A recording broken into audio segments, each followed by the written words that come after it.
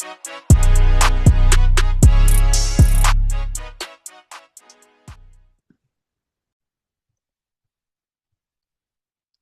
right, here we go. Hello, hello, everyone.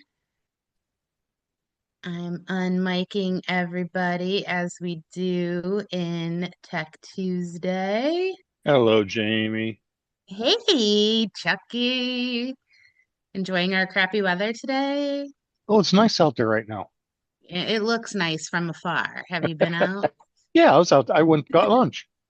Oh, good. Well, hopefully it warmed up. I got deceived this morning and went to step out and I was like, "Ooh, it's cold." I'm not Yeah, doing this that. morning was chilly, but it was nice out there a little bit ago. Oh, good. Well, I'll have to try again. But it looks beautiful from outside. Well, welcome everybody. Let's get started in about a minute or so. Haley. We'll get started in about a minute. We'll let everyone get some time to join in. So we got You'll- what, 37 note takers? Yes, very faux pas that some of your note takers may have Yeah. joined before you. Just saying. No, actually, we only got a couple of them there. There we go. I do think it's hilarious how many note takers now come to these meetings. Oh, I know. I mean, I see mine on it, so I'm just as guilty as anybody else. But you can kick mine. No, I don't actually, I don't Its think feelings yours are is not in hurt. here. I Oh, it don't think was. it was it? It might say guest. I don't know. I had a note taker for like a minute, but then it was annoying me, so I gave it the boot. I gave it the boot. Mine complains when it gets kicked out, but that's okay. I know. Well, I report yours all the time when I kick you out of Zoom calls. I report you to Zoom. No, I'm just kidding. I know. But it gives me the option to do that. It gives me the option. Well, we're at 3 minutes past, so let's get started. Welcome everybody. So I'm excited for two reasons today. One, that I won't be doing this presentation. I'm going to kick it over to the big dog. So I have some special guests, as you can see. So today we have Wayne. You guys probably all know him based on who's on this call, but if you don't, he's a really big deal around RingLogix here. He's our VP of Partner Operations. And then you'll see a new face. So we have Eduardo joining us to do today too. He is and this is a really fancy title, our conversational AI analyst. And what that really means is that Eduardo's really good at AI stuff. So I'm super excited to have him join our team. So Wayne and Eduardo, I know Wayne, you were going to give Eduardo, a little intro time here too. But Wayne, if you want to say hi, and Eduardo, I'll kick it over to you guys to get rolling. Hi, I think I know most of you, and welcome here to our call today. And Eduardo, go ahead, introduce yourself. Like, hello, everyone. It's a pleasure to be here to know more with everyone. I'm a conversation AI analyst.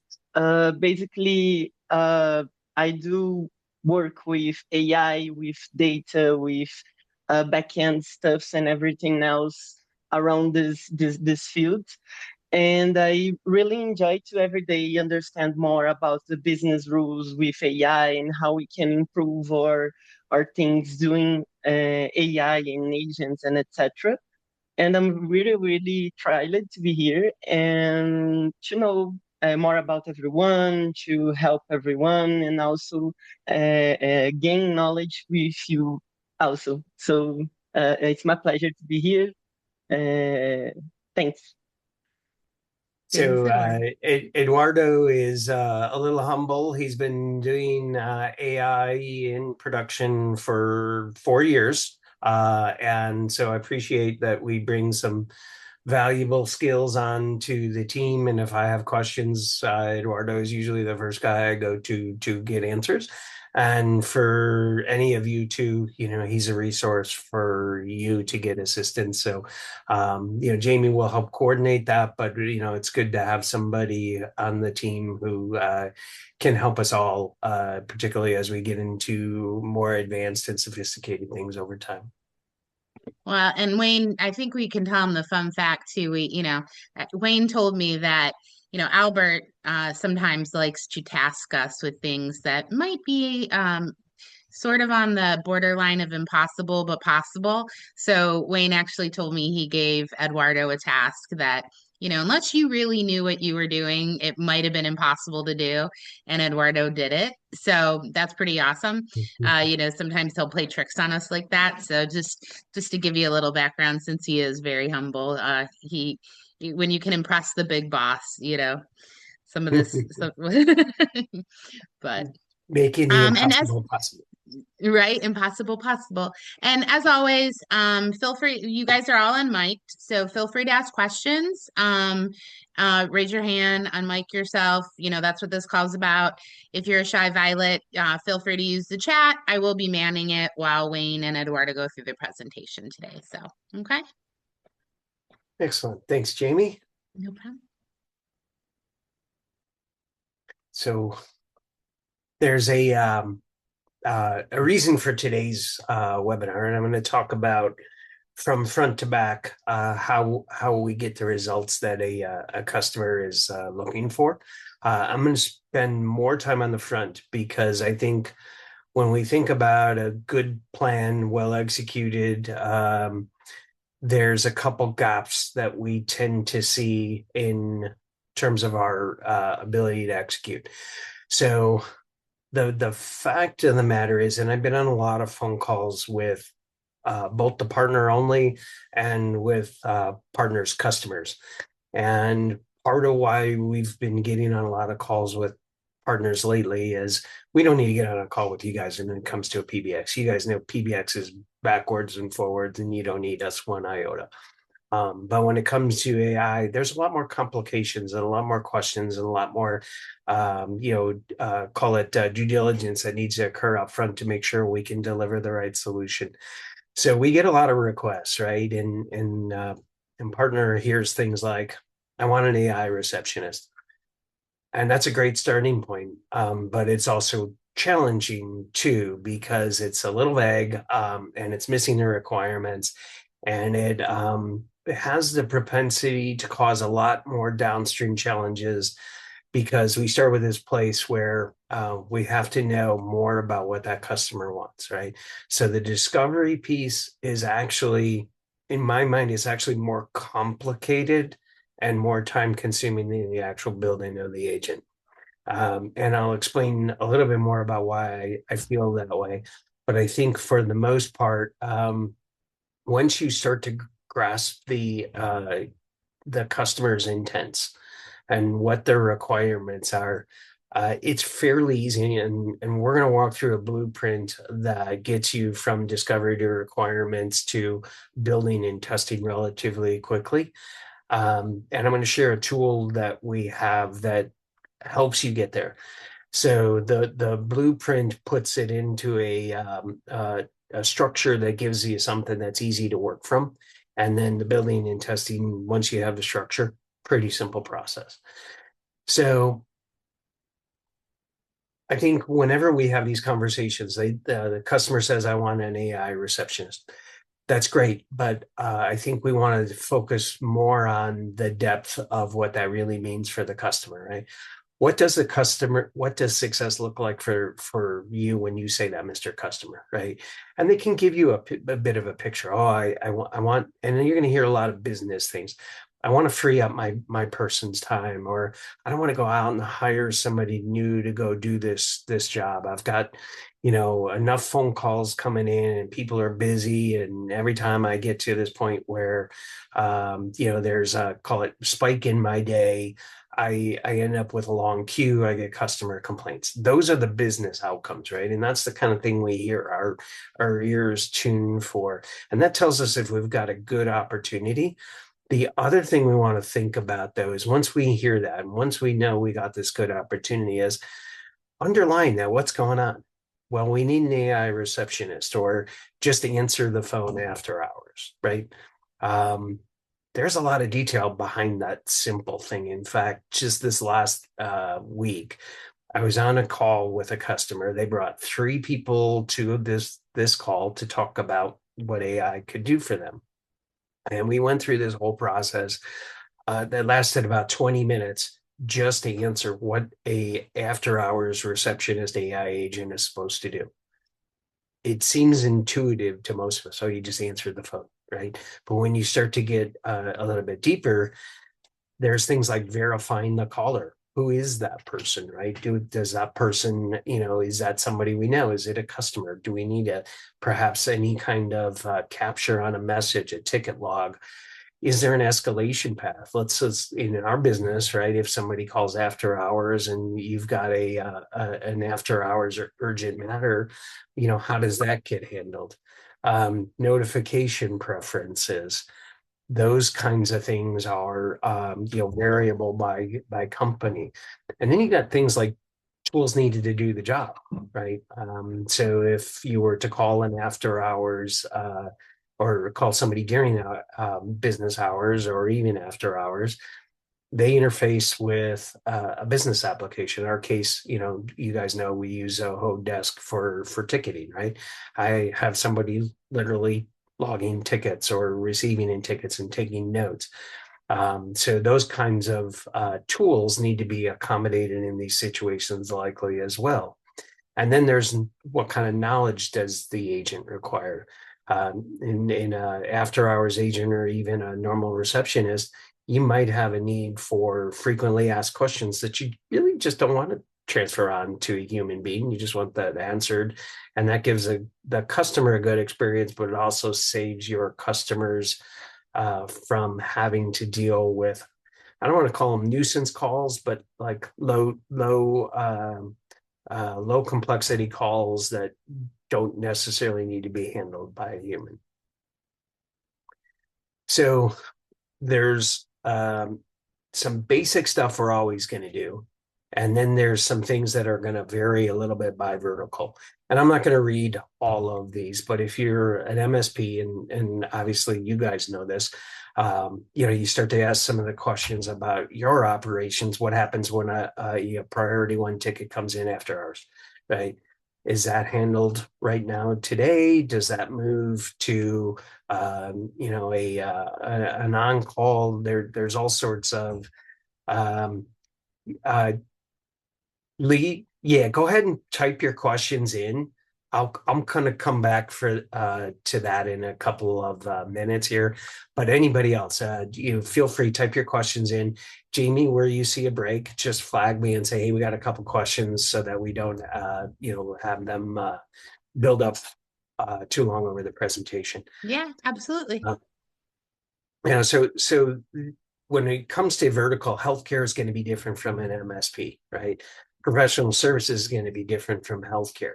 And so we just want to recognize when we're dealing with various verticals, what are some of the things we need to do differently? And this is what our tool is going to kind of help guide you through, is what are some of the basics around each of the verticals that we can build on. So well, I should say almost every deployment is going to have some kind of business context, right? Company name, what vertical, teams or department structures. So if we're transferring, we need to know who we're transferring to. Caller intents or call types. What is the actual caller trying to do? And I think sometimes we don't always realize how wide the intents can be, that there may be a number of intents that until we really stop to think about it, we've captured all of the intents, because we try and make sure we have a way to handle as many of the intents that need special handling as possible, or have a path for anything that doesn't fall into a predefined intent. And then caller handling or call flows. So verification roles, what kind of intake fields does the agent need to gather? What kind of routing or if then concepts do we need to incorporate into the routing? And guardrails and safeties are one of those things that I think often get forgotten. And the more we hear about, AI going off the rails, the more this is likely to not be the case.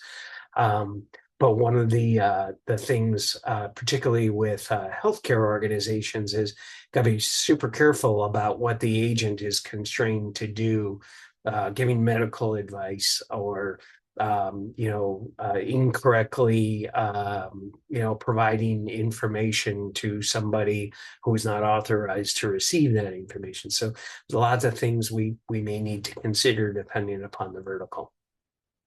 And then we've got these concepts of special handling, and not every agent needs special handling, but things like emergencies or after hours logic, right? So this is where we want to ask our customers, if someone calls with a server down or a patient emergency, what happens right now today, right? Like, how do you treat that today? So there's two core concepts in the dialogue with a customer that I think always need to be kind of in the back of your mind. How do you do it today?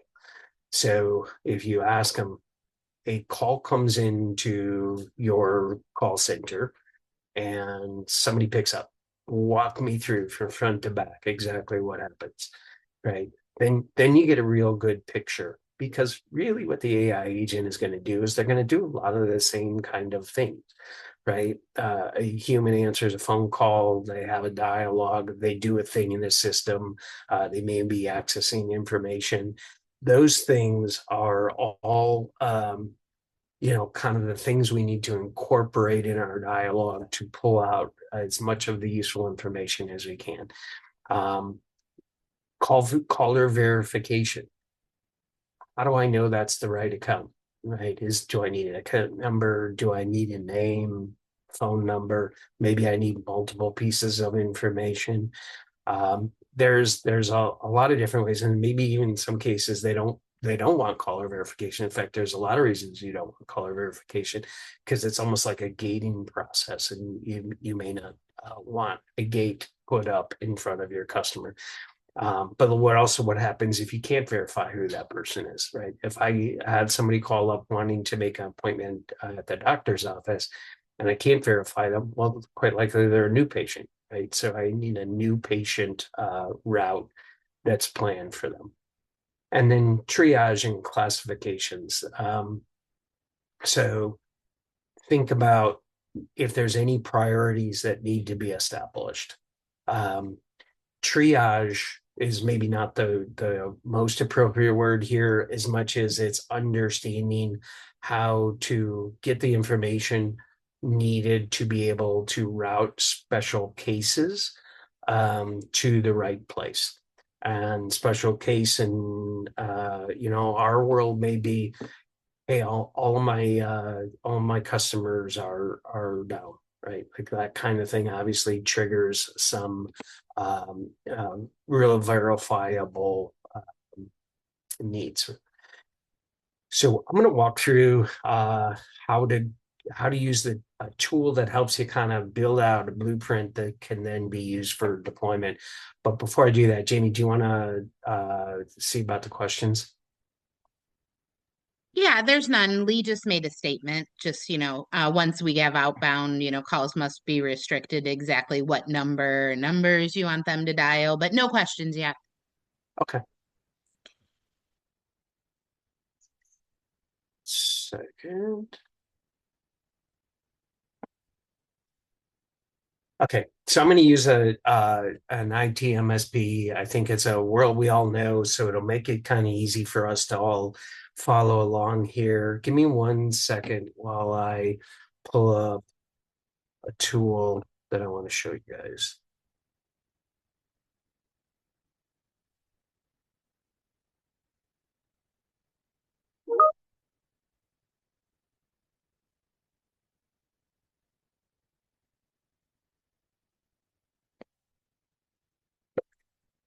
So this is agent blueprint.ringlogix.com. And this was expressly developed to be able to, by the way, you see ClearStack IT, these are me just kind of creating some special use cases here to test some things out.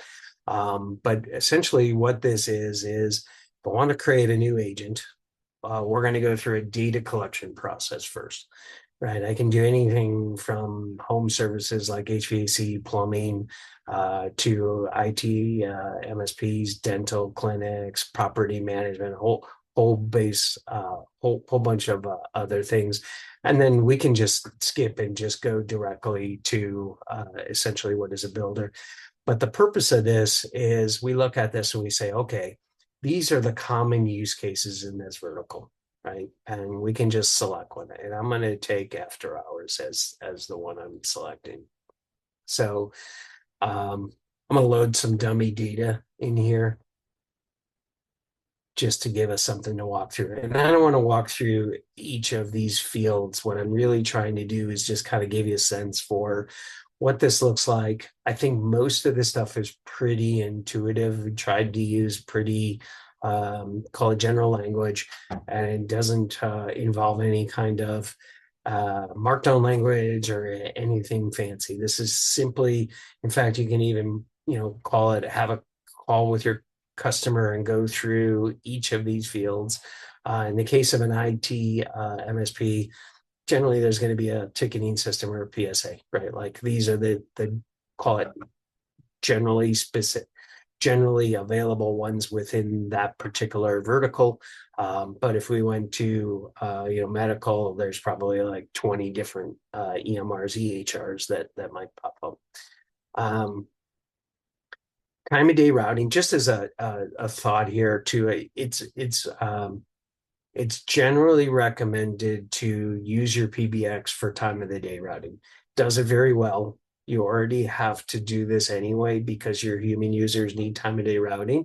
So think of the agent in the same sort of way and use your PBX to route time of the day routing. So that would mean we create a receptionist for daytime routing, and we create an after hours agent for after hours routing.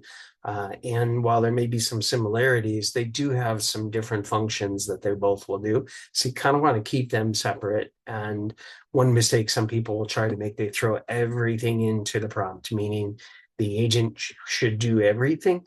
And that creates a lot of uncertainty around this, because if you throw too many goals or objectives at an agent, it's not always going to navigate correctly to the goal. But if you give an agent very clear instructions, meaning this is your goal and this is how to get there, the agent's pretty good at getting itself there. So we want to avoid, everything from our agent misinterpreting context because it's dealing with multiple goals. So keeping it separate just makes the most sense. And the good news is, for you guys, there's no additional charge to have 2 agents or 3 agents or 100 agents. It's all really just based on usage. So where it makes sense to break these things apart, I'd say break them apart so you have logical separation of your agents and you have cleaner prompts, and it's easier for you to then go back and manage later on if there are any kind of changes the customer asks. You don't have one big prompt to go ferret through to figure out the things that need to change. You have separated prompts with very distinct responsibilities.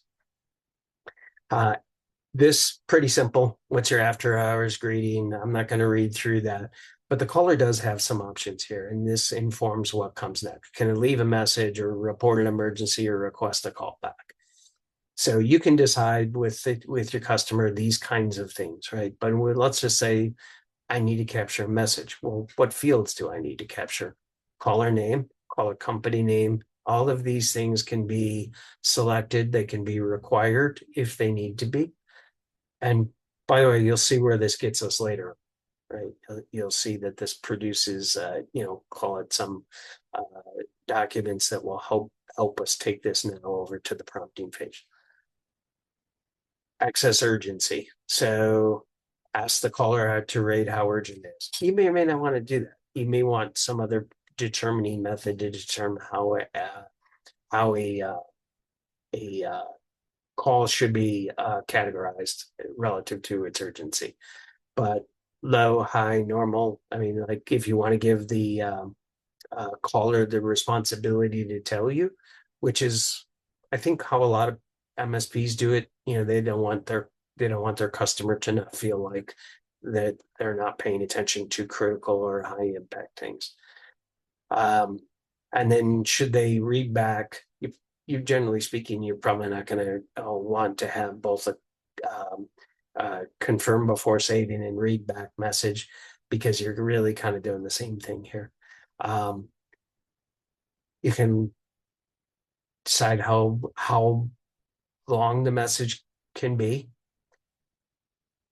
If you're allowing the caller to be able to schedule an appointment, it's not really scheduling an appointment as much as giving the agent their preferred windows. The agent will capture that and then log that into the ticket or send it in an email, however the preferred messaging strategy is. This is the number of windows to collect. Should I only collect 2-time windows? Should I collect 3-time windows? And then this is just to normalize the time zone. Emergency detection. Is there anything that tells us that this might be emergency beyond the caller telling us it is some? So server down is an example of a keyword. Security breach, entire office down, right? These are keywords. I may want to make a keyword detection, or I may just require that the caller explicitly state that it's an emergency. But keywords generally help us understand some things that maybe the caller won't tell us. And then confirm with the caller that it's an emergency. And then what are the escalation triggers, right? If this is after hours, do I call PagerDuty, right? Do I create a ticket? Do I email notify? By the way, PagerDuty isn't integrated yet. So PagerDuty have to be an actual call or an SMS out to PagerDuty. Message delivery. So we're going to send it via email to where? If I'm going to create a ticket, where am I creating the ticket? Should I include that information? Right. So I'm not going to go through every one of these, but I do want to point out that things like knowledge are captured here. Like what does the agent need to know? If I want to add FAQs, I can do it here, or I can reference knowledge like we mostly currently do, and that's by URL or documents. And then they can decide, should this be followed strictly, or is it merely coaching for the agent to use? Style, tone, should this be moderate response, detailed response, one question at a time, or group them, or is this guided? I think in most cases it makes sense to do one at a time. So be careful about throwing too many questions and expecting too many answers back. So my recommendation is I would only really use one at a time unless you've got a very specific circumstance. Guardrails. These are the boundaries, right? What they should or shouldn't say. Summarize before ending, require any kind of confirmation, like is there anything else before ending the call, and then any kind of error recovery message, meaning let's say I've got to dip into a CRM and I'm trying to look somebody up and I can't find them. What do I say? As the agent, I probably want to give them some understanding that I can't do that, and then a resolution of what I'm going to do. So this gets us to what is the review page. The review page has an encapsulation of all of the things that we answered. So it's just kind of the single place where you go look and say, okay, what are we doing? What are we capturing here? What kind of emergency detection are we doing? Who's the on call? What kind of knowledge are we using? And then deployment steps. So this is for you to likely talk to your customer about how you do this. You can add steps, change steps, remove steps, but this is mostly for your planning. So if you've got one would call a raw business case, and you want to say, I've marked this and it's now deployment ready. Cool. So then we go over here and we export. I've got a brief. I can show this to the customer. I've got a scope. I'm going to download the scope just so you can see this. And then if you are working with us, bear with me 1 second. Nope.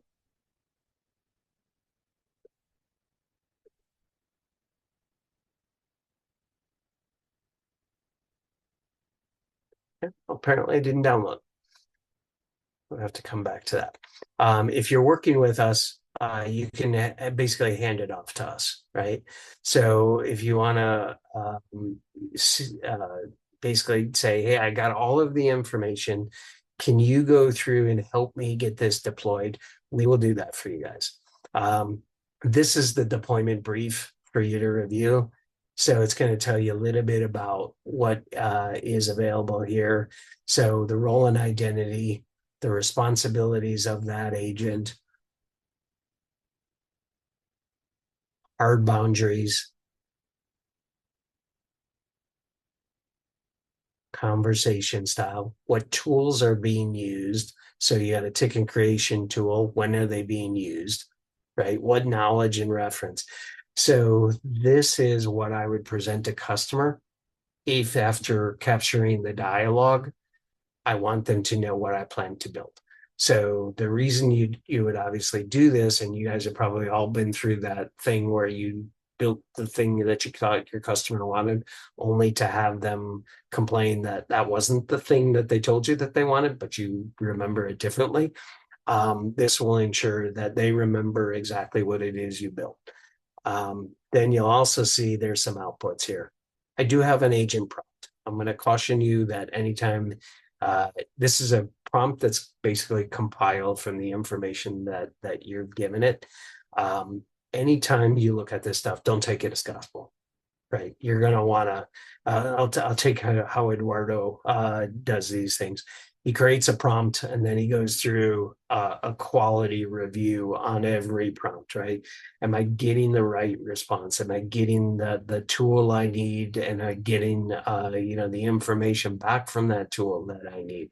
Am I calling my RAG and getting the information back from the RAG that I'm expecting to get? So the important point here is this is going to get you pretty close to having a good outcome, but it is not in any way, shape, or form just copy paste, you're done. So I want to just kind of caution that this is a tool to help you kind of get there, and to help you capture the customer's needs in such a way that you don't have to do a lot of call paper management of capturing these in let's just say a notebook or in a Word document, and then building a prompt, and then coming back and trying to figure out, okay, what was the knowledge that they gave me again? What was the tool I needed to use? This is all supposed to be self-contained, and when you can see this is saved as a draft. I can save it for review, like it's waiting for you to review. It's approved. It's actually ready for deployment. It's implemented and it's archived. There's version control here. So if a customer gives you a bunch of information, then you come back and say, oh, I need to change, let's just say that the business hours. You can simply pop that back open, change the business hours, and then regenerate everything here. So it's supposed to be a relatively, call it easy way for you to handle everything from the inception of the opportunity all the way to producing the starter documents you need to actually go deploy the agent. So that's it in a nutshell. Hey, Wayne, would you like me to share the invite link to the people on the call in the chat?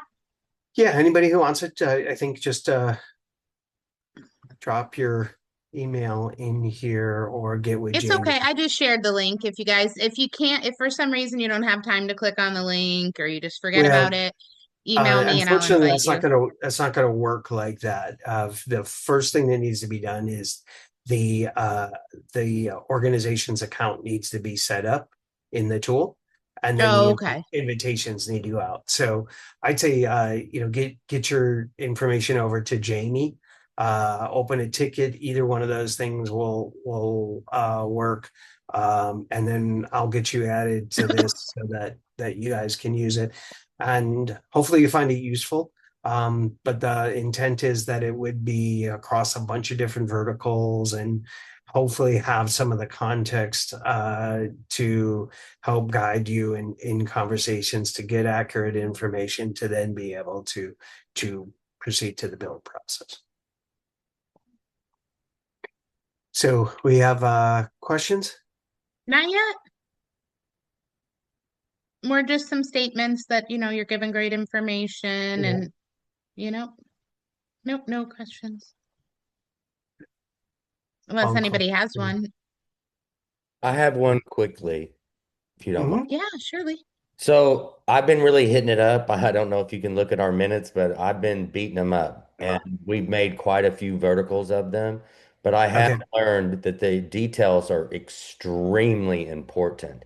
We have a few people testing two of them right now, and you're right. There's a lot of detail. And when I have a potential customer that wants to go live in June with her agent, and I just want an agent to answer the phone. I'm like, there's much more to it. And the Yeah. details are extremely important, especially when transferring the calls to outbound. If you don't get specific with that, it will call anybody the caller tells it to. Yeah. Yeah. I think the details so it's a really good comment, Lee, because I think what I noticed is a lot of people don't think very long and hard about the job that they Oh, do they every day don't. because they don't have to, right? They They don't. just do it. It's unconscious thoughts that the customer you're speaking with, because everybody is under the assumption that this is more like a person. And that is where you kind of get to in the quagmire of all of it, the wires. And I Yeah. tell them this will do exactly what you tell it to do and not to do. And you Mhm. need to be specific with that. And once you get that layer that you have along with your template and you put that together with some tweaking, after that, it's just a matter of applying what you've done with your templates, is what I found. Um, Yeah. Yeah. we're very pleased with the direction this is going. I have to tell you that. But that's all I had to say. Excellent. Excellent. Well, glad to hear that. And I think you brought up a really good point because I think that there's customers oftentimes they're not experts in this stuff, right? So they may have some misinterpretations around how things would work, and that is, I just tell it to act as a receptionist, and it will fill in all of the details, and it doesn't really work in that way. It'd almost be if you hired an employee and you just pointed at the phone and say, answer the phone, right? That employee doesn't have the details on how to do the job. And the agent needs the same sort of thing, right? I need the details on how to do the job. I need to know what systems I access. I need to know what information I need to get. I need to know what information I need to give. And it's not really all that complicated, but it does make you have to stop, ask the questions, and ensure that you get the answers. So So Eduardo, did you want to say something? Eduardo's got his hand up. Yeah, really, really quick. I would say, for example, Lee is talking about the details and etc. Basically, the most difficult part is to understand the business rule of the clients and to understand how this can get inside the prompt or can be described, because most of the AIs they are generative, so they understand about the definitions and etc. So if you don't know about the definitions, if you don't have these business rules of the client well structured, or you understand the product of the client, etc., uh, most of the times you are creating something that won't work, not because the prompt is wrong, not because of this, but because of the idea how the artificial intelligence is behind.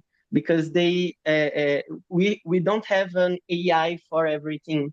We address information, we address data, we give context, we give description, we give knowledge base. So the prompt with the all the backend and every other stuff about the AI, he will understand, and now he's a specialist into one topic. So we won't be able to like have one AI that does everything.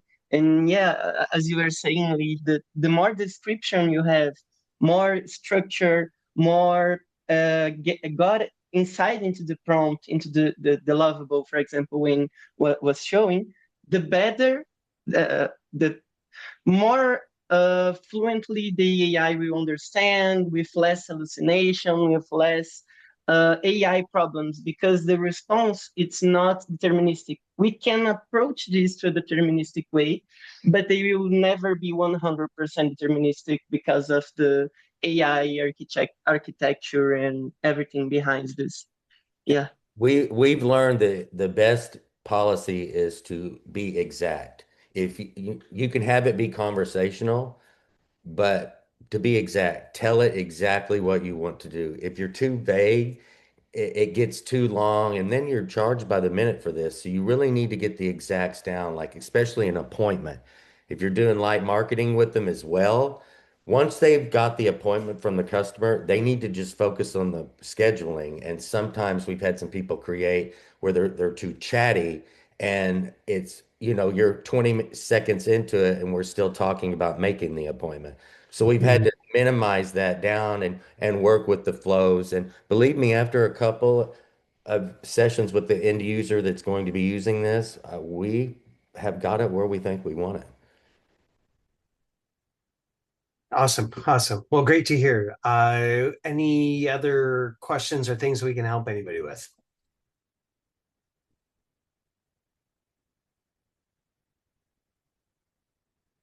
All No, right. you guys are all Cool. prompt engineers after this call, Wayne. You are so good. Cool. Well, yeah, as I mentioned, if you need any login and or if you want to get logged in and use the tool, all available to you. There's no cost. It's just, something we want you to use to be able to produce the best outcomes for your customers. So Jamie will keep an eye out for any requests, or if you open a ticket, I'm sure they'll funnel it over to Jamie. Yeah, and I put my email. If you don't have my email, it's in there. I'm like Madonna though. It's just Jamie at RingLogix, but it's spelled funny. So, but yeah, so if you don't know my email, I popped it in the chat, but feel free to. Oh, hey, Roland. Roland's got a question. You're on mic, Roland. Or he's just waving at me, one or the other. Hi, Roland. Should I unmute him? Oh, he put accidental. All right. I thought you Okay. wanted to talk to me, Roland. All right, fine, be that way. Excellent. Well, thanks everybody. Appreciate you joining us. And if you have any questions, obviously reach out. We want to make sure you guys are getting acclimated to new technology and learning how to use it and learning how to make your customers happy with it. So let us know what you need. Thank you so much again for everything. Bye-bye. Thanks, guys.